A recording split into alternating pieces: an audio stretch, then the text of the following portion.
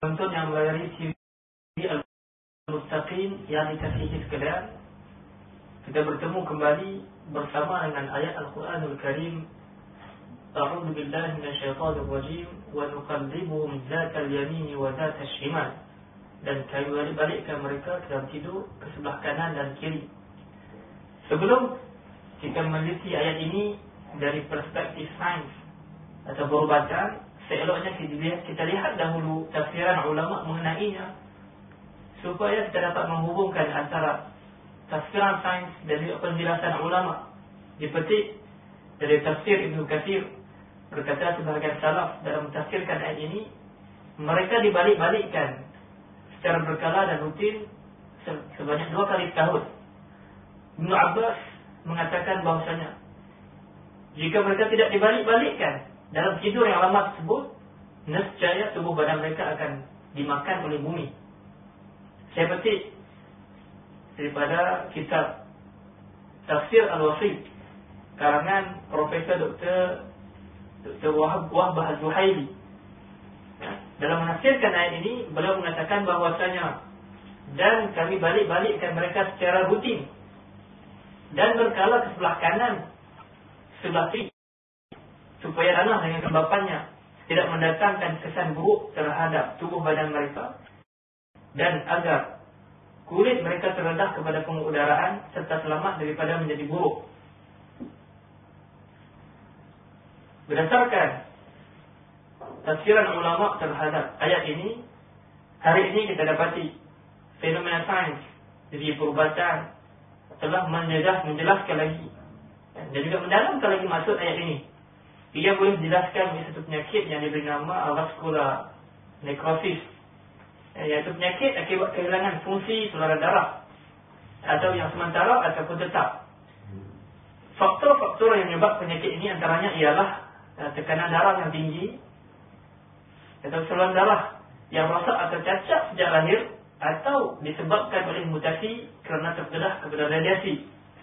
Ataupun seperti yang kita lihat kes yang terjadi baru-baru ini, seorang kanak-kanak yang diberikan dos ubat bahan kimia yang tersilap ataupun terlebih, terus menyebabkan saluran darah telah tidak dapat berfungsi, menyebabkan anggota tangan telah menjadi buruk, menghitam, dan itu akhirnya dipotong kerana kegagalan saluran darah untuk berfungsi.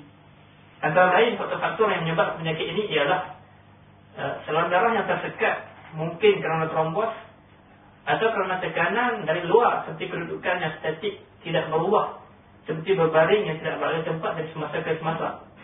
Kebiasaannya di hospital, orang yang lumpuh akan dialihkan kedudukan badan mereka secara rutin oleh para jururawat untuk mengelakkan penyakit di atas.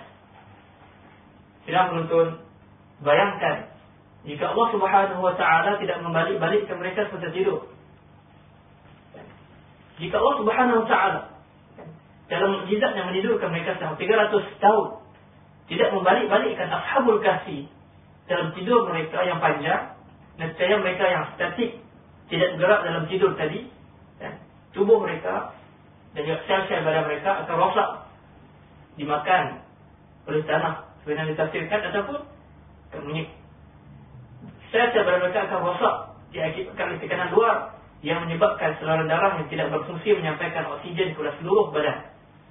Berdasarkan penjelasan di atas, sidang penonton, jelas berita bahawasanya Allah Subhanahu Wa Taala dalam Al-Quran tatkala menunjukkan kekuasaannya dan tatkala menunjukkan kekuasaannya yang mutlak menidurkan manusia dalam tempoh yang lama, masih lagi meraihkan sunnah dan hukum alam. Mesej bentuk sains ini membuatkan kita hari ini masih lagi terpesona dan juga ta'ajub dengan kitab Al-Quran yang tidak terikat dengan mana-mana zaman, tidak terikat dengan tempat, dan juga tidak terikat dengan mana-mana keadaan.